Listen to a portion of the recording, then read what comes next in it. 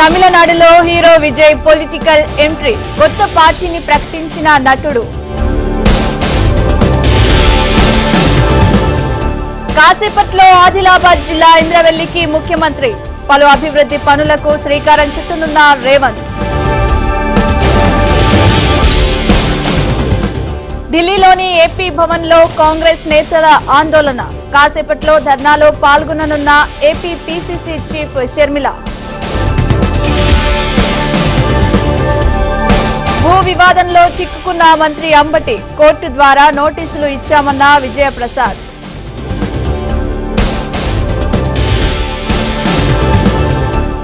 ప్రకాశం జిల్లా ఒంగోలులో చెవిరెడ్డి ఫ్లెక్సీలు చించివేత, రాత్రి కట్టిన ఫ్లెక్సీలను తెల్లారేసరికి చింపేసిన ఆగంతకులు.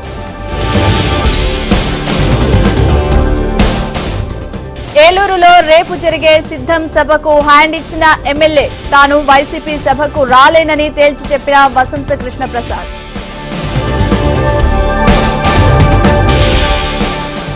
కావలి ఎమ్మెల్యే కుమారుడి పేరుతో భారీ భూ కుంభకోణం, ఏబిఎన్ పరిశోధనలో బయటపడిన నిజాలు. పల్నాడు జిల్లా కొత్తపల్లిలో వైసీపీ అరాచకం, టీడీపీ కార్యకర్త బైక్ ను తగలబెట్టిన దుండగులు. తిరుమలలో మంత్రి రోజాకు చేదు అనుభవం, జై అమరావతి అంటూ శ్రీవారి సేవకుల నినాదాలు.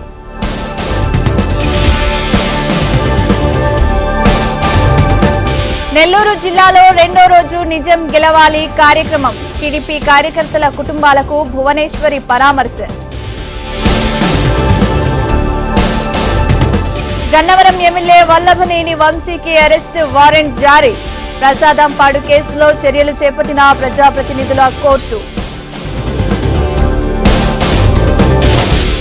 హైదరాబాద్ లో ఆంధ్ర పోలీసుల పాడు పని, గంజాయి డ్రగ్స్ తో పట్టుబడిన ఖాకీలు. నరసాపురంలో కొనసాగుతున్న బంద్, కొత్త భూ హక్కు చట్టాన్ని నిరసిస్తూ న్యాయవాదుల ఆందోళన.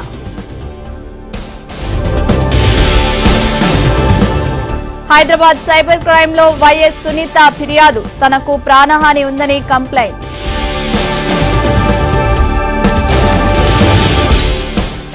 అగ్రికల్చర్ యూనివర్సిటీలో కొనసాగుతున్న ఆందోళన, జీవో 55ను రద్దు చేయాలని విద్యార్థుల డిమాండ్. జార్ఖండ్ లో వీడిన సస్పెన్స్, సీఎంగా ప్రమాణం చేసిన చంపై సోరెన్.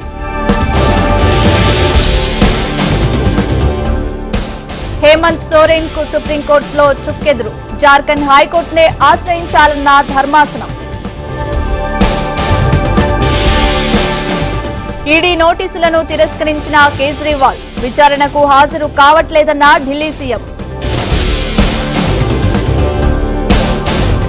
లాభాల్లో కొనసాగుతున్న స్టాక్ మార్కెట్లు, సెన్సెక్స్ 480, నిఫ్టీ 170 పాయింట్ల లాభం. నటి పూనం పాండే చనిపోయినట్టు వార్తలు, పబ్లిసిటీ స్టంట్ ఏమోనని అనుమానాలు.